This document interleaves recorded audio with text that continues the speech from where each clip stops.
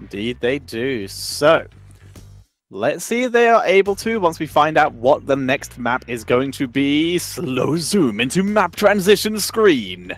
Nice. Here we go. And it's gonna be it's gonna be Tomb of the Spider Queen. ESTAR done the research.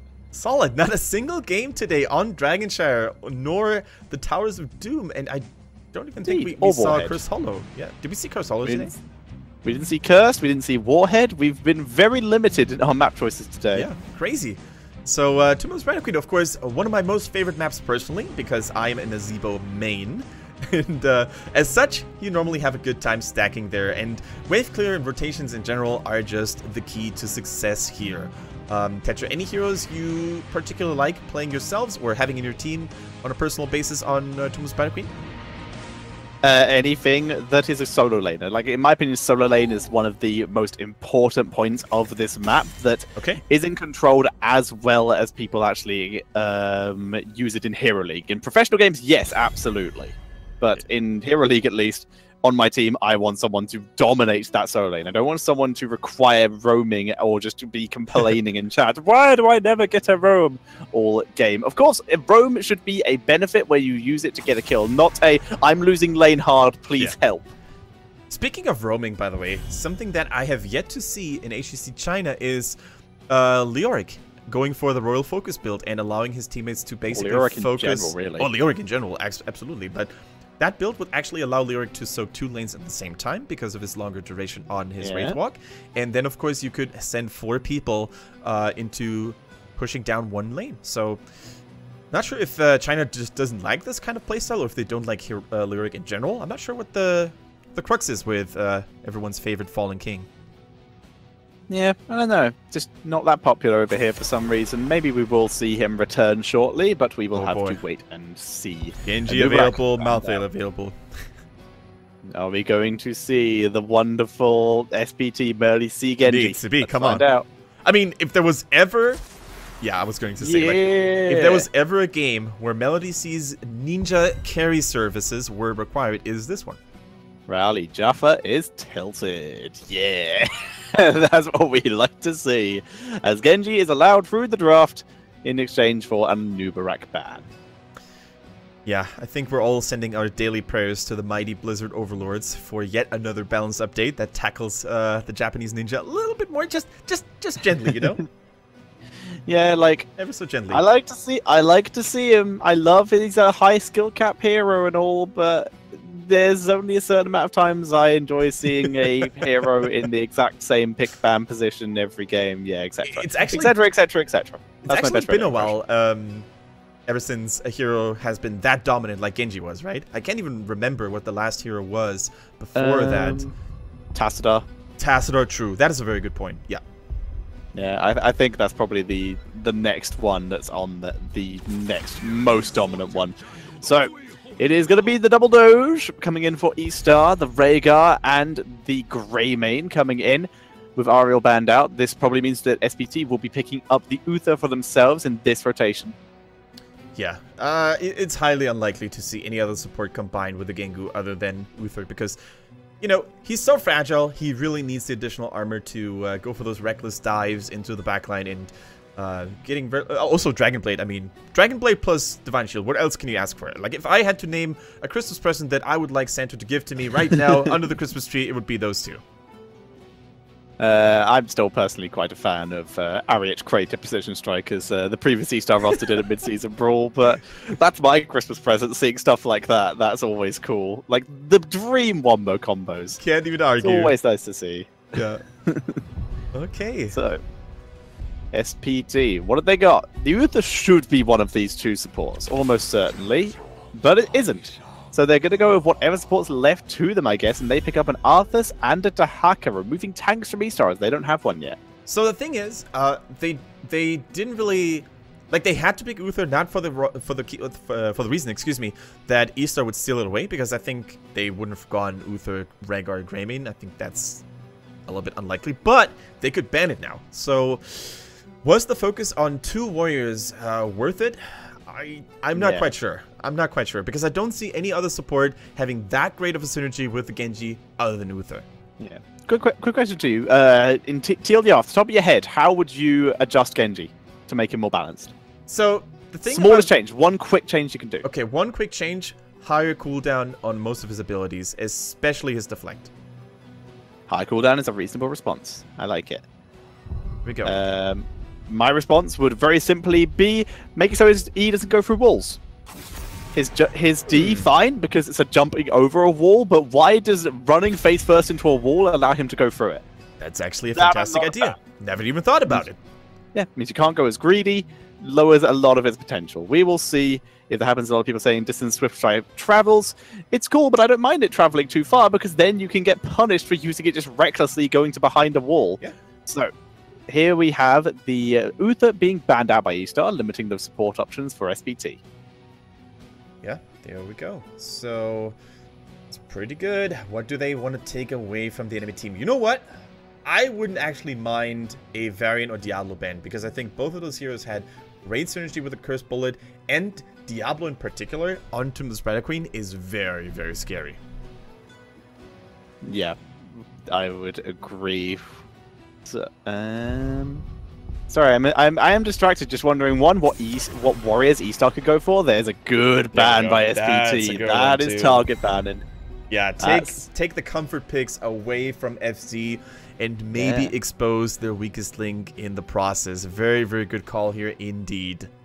Now you're thinking with target bans. So, ESTAR, what are we going to see for FZ here? I mean, they could go for the Varian, right? I mean, European teams like Fnatic, they actually like to run Varian into Cursed Bullet a lot because it's fantastic lockdown. There's no Uther available that has the greatest single target anti-burst. So, yeah, Divine Shield no longer in the game. The armor you don't have to worry about. Yeah. Go for it.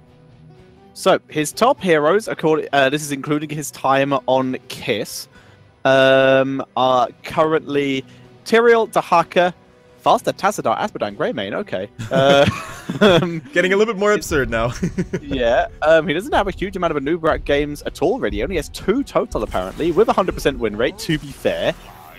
He also has a 100% win rate on Tyrael. There we go. Apparently. I like the Stitches, though. I really do. How many times has he played Stitches? 0, according to Master League. It could still be Ooze on the Stitches, though, and they pick another warrior, right? Could be. Other warriors who he has played. Dahaka, but stolen away. Muradin and Zarya are the only other 2 warriors who he has actually played. However, he has played other assassins. He's played the Tychus, for example. He could be sneaking in on that role, and they could be having a shift up. You know what? I wouldn't actually hate the Muradin. I think they would have an exceptionally strong front line. The Muradin, of course, we can always go for the Haymaker these days, guys. Long past or long gone are the days where Haymaker was, you know, laughed at, because especially against heroes like Malthael or Arthas, when they're hard engaging onto your backlane, you just boop, kick him away, punch him away, and you don't have to worry about those anymore. Exactly. Well, let's find out if that is what we end up picking. Are we going to see SPT go for? Nope, never mind. I was about to say we're going to see the Malthael as he slept his way through the draft, but it is Cassia and Malfurion here. Ooh, Malfurion could, Malthael could still be a pick for ESTAR too, though. Like, high HP on the side of Arthas and Dahaka, anti-healing for the damage. Yeah, absolutely. Triple, actually, with Cursed Bullet. Yeah, you go for the anti-healing at the level 7 as well. You shut down Dahaka's self-sustain, Arthas' self-sustain, and Malfurion's healing over time. That would be exceptional value. I'm liking this. It's going to be... So that means that it is going to be Stitches played by FZ, as Ooze is going to be the Dahaka player... the Alarak player, as he usually is. He's a very scary one, though, so excited to see that. Yeah, very, very good Alarak player indeed. He basically put of the best Alarak performance I've seen in the entire HGC China in the very first week on Battlefield of Eternity, mind you, but I'm pretty sure he can do it on Tomb as well. And ladies and gentlemen, Melody C back on his comfort pick, the Genji. Out of all the Genjis that we have seen in HGC China so far, I would call him the most lethal one. I would agree. Let's see if he can continue to prove it as we prepare for our game number 2. Currently, ESTAR one game up. This is already bad news for SPT with their pretty decent lead already. This is great news for CE currently, who won their game earlier today, which brought them up to 26 points. If Super Perfect Team lose this 0-2, both ESTAR and CE will be on 26 points, with Super Perfect Team on 28, making the last week all the more important. If it's a 1-1, then that will it will still keep Super Perfect Team 3 points ahead of CE, but CE will be sneaking up on them, and CE will have created some distance between themselves and ESTAR.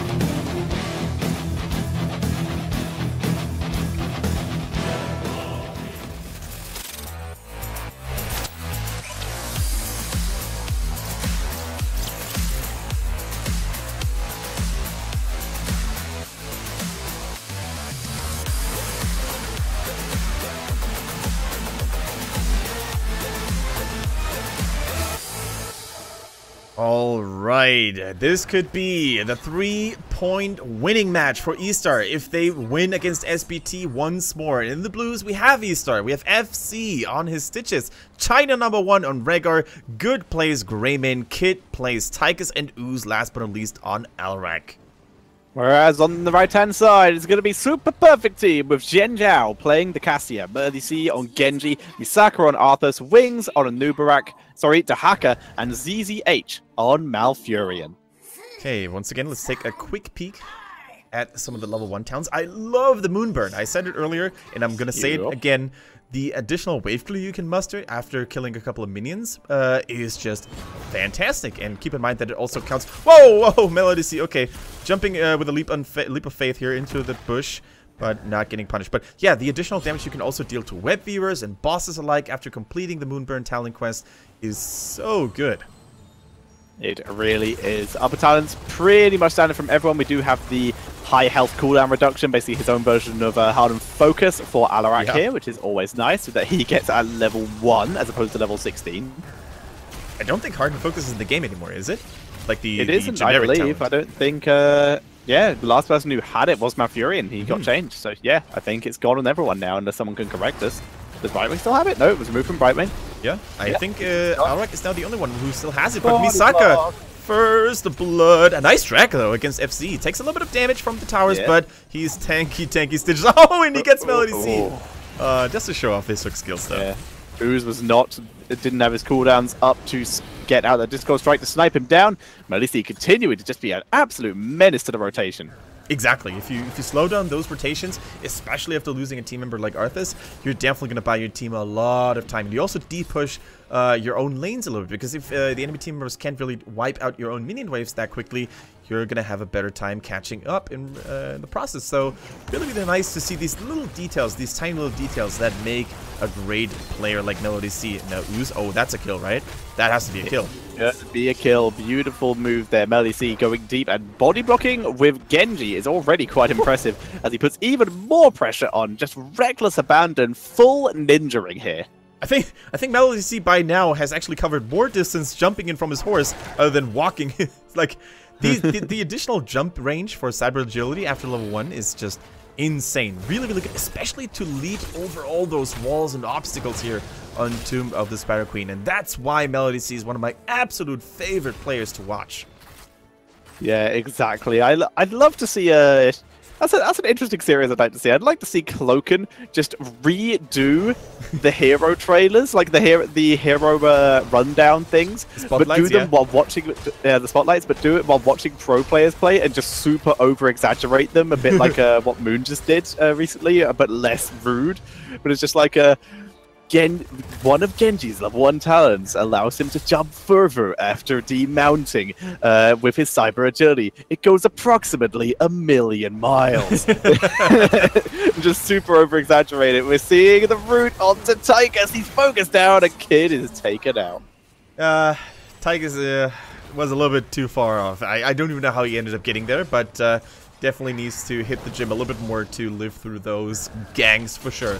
So pretty even game, 2 kills in favor of SPT, 1 in favor of ESTAR. Really balanced series, but ESTAR falling behind ever so slightly as time goes by, and I really think that SPT feels a lot more comfortable this time around with the Genji on their side, the map being a little bit smaller, going for good gangs. I like it. Charge Strikes once again for Cassie at level 1, Ring of the Leech at level 4, Shuriken Mastery nothing out of the ordinary. We see the mana shield, the mana lightning shield, by the way, for Rhaegar. Ooh, very nice. We saw a little bit of it yesterday. Still nice. Jump that onto Greymane, onto Stitches. You're going to get some reasonable mana regen. You're not going to be mounted up so much, so the Feral Heart isn't going to get as much value. And spam healing would still be good, but the Lightning Shield you're going to be taking at levels 13 instead for the sake of Stitches and Greymane, so this makes the most sense. Oh boy, did you see how tanky Stitches was there? They had no damage nearby either. All of the CC effects hit, but Melody C, one more auto attack chain to Shurikens. Not enough. I really thought he was going to jump in past everyone and get the kill and somehow get out, but no, he retreats. Doesn't want to get killed off here. Root has landed, but Wings still not able to get his turn in. Yeah. So let's see. Oh, SPT actually was able to sneak in a lot of gems already, while Melody C continues to interrupt the pay-in process for ESTAR. And thanks to the Shurikens and the range, he's of course so good at doing that. ZZH in the meantime in trouble. Silence was landed, but Ooze now in full retreat as Wing chasing down Melody C, dropping the damage. Not enough to finish him off though. Melody C in a little bit of trouble, but he's able to get out. Yep. He's safe and fine for now. Wings, by the way, carrying 22 gems. If he gets a pay-in, the first waivers are going to be unleashed in favor of SPT, and they really need to stop ESTAR from paying as well. The first turn is so important here. ZZH once again catching a hook, but gets out just fine. But yeah, the first wave is so impactful. Nice, Dahaka. Nice, nicely done, exactly. So nice. So, first web weaver turn in for SPT. Good, like you said, the good delays. Perfectly executed there. What talent is that for Stitches? I believe that is the regen one. I would agree. Every time he uses E, he's going to get more... against an enemy hero, mind you. He's going to get a little bit more health regen. So, tanky Stitches becoming even more tanky. It's called Saber... no, it isn't. It is Last Bite. Yeah, what? I wonder why. Cooldown reduction. What? Yeah, green is usually healing. Like, yeah, cooldown means more healing, but... The other one is literally health regen, so it's not Saber to Flavor, it is Last Bite. So yeah. The more common talent, I don't know, I like Saber to Flavor. I'd like to see someone really abuse it and see how much regen you can actually get. Yeah, so Last Bite, there's a big requirement you have to fulfill, right? You need to kill someone that was affected by his bite. Now, or something. It can be a minion. It can be a minion too, but... yeah, I think with the burst damage coming in from Ooze on the Alric, that could be a thing. But Ooze, speaking of which, he's going to get taken out here. Yeah, he got focused down. The dive using the web weaver to tank the fort as we see everyone else chasing onto FZ. He will go down too. And like you said, SPT looking much stronger this one. Another kill. And they are approaching level 10 already. Oh boy, heroic abilities now online for SPT, and that's why the first turn is so important. It gives you so much momentum, it gives you so much value, especially if you take down all those towers that you weren't able to take down before. And let's see what we're going to see here. Adaptation, I like it. Makes him a little bit tankier. Oh god, Malfurion is thinking, Tetra, are we going to see yet another Tranquility? I can't believe. No way. I do not think so. I can't tell. No, Twilight Dream has been picked because lag. I'm on 9 seconds, by the way, due to horrendous lag. What are you on? 9 seconds, by the way. Okay, cool. 9 is good. We're both on 9. All is good. So, Melody C finds an entire enemy team. Silence. Finds silence. Focus down. Cyber agility, getting himself out of dodge. The cocktail just missing. Oh my god. MVP Ruse here by ZZH catching everyone, but still, the fight is raging on. Melody C going back in. Why would he die? In comes Melody C, cleaning up everything. Who is the only survivor? Tell my story. As we see SPT cleaning up there. And shout out to ZZH there. He kept everyone alive. They should have all died there.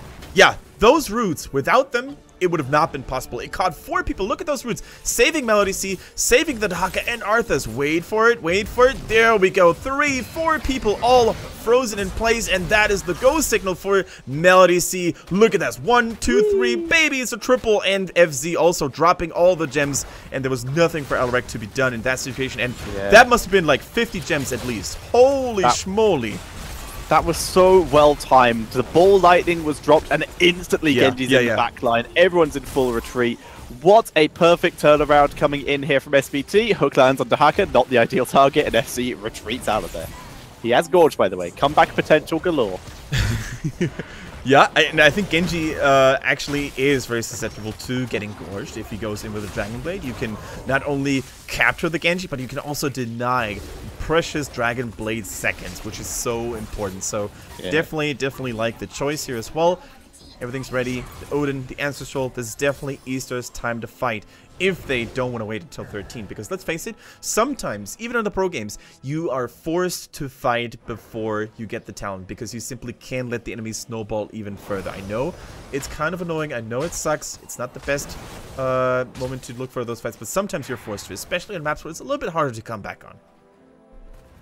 Indeed. And speaking of comeback potential, we wonder whether Stitches will end up picking the fishing hook, considering he's not gone for the full slam build, not full poison. He's got a little bit.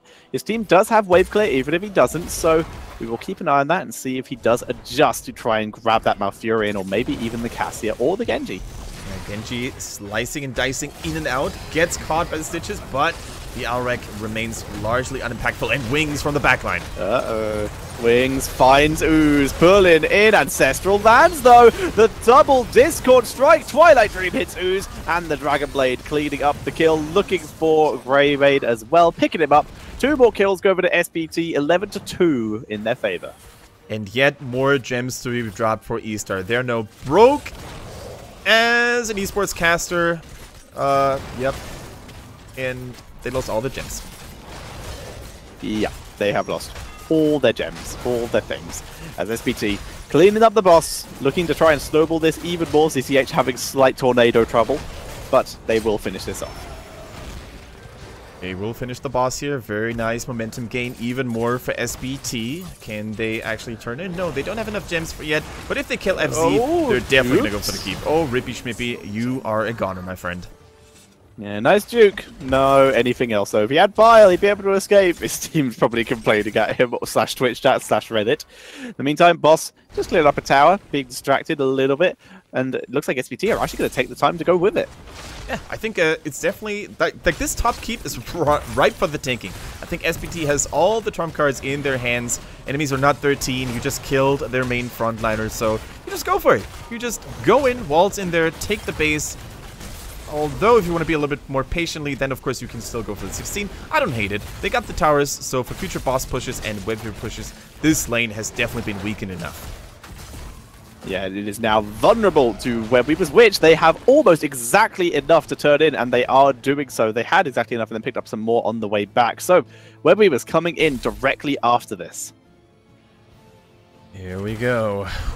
What does ESTAR... I think at this point, ESTAR needs to fight. They needs to hope for a good hook. Like FZ, he can really be the big playmaker. If he lands those good hooks, catches one, gorges the one target, that can all be what they need. But they can't just sit back and let SPT continue to do their thing again. They're going to lose more structures if they do so. There's still 2 levels until the next talent tier, so I think it's going to be a Hail Mary, right? I would think it's a Hail Mary. Hook does not land in this case. They are looking for that fight, but they don't want to overextend with it. On the point that is currently being discussed in the chat, Ignite, that's all I'm going to say on it, as we do see SPT moving on to the keep. They get the root of Grey Maid. Can they finish him off? Easy. The full lightning and the focus. Was that the webweaver, by the way? The purple goo dropping in from the webweaver? I think that was the finishing blow, right? I think they did get that as well. That's cool. I don't think I've ever seen that kill in a professional game. Definitely Hero League. And it was from a long distance as well. It was almost max distance, but it was too late for Grey Maid to dodge the bullet. And yeah, this is just SPT all over the place. Top lane, bottom lane, mid lane, they are everywhere. And it is so hard for ESTAR to defend here. The Odin trying to hold them off in the bottom lane. Catches the Howling Blast once again. And the Roots, nope. Yeah, not this time. Not enough to finish. So only one keep being taken by SPT. It's not an endgame scenario yet. They don't need to. They can just soak to level 20 unless they pick up more kills here from ESTAR pushing really far forward. Oh, anti-synergy. That's always sad. I think that would have been a nice hook over the wall too, but the grenade by Tyke is not done on purpose, don't get me wrong, but that was just a very, very unfortunate coincidence here for ESTAR. Oh boy. But I really like the positioning by Misaka as well. He really tried to potentially intercept any given hook from Stitches, because if there's one target you don't want to have in your backline after a hook, it is Arthas.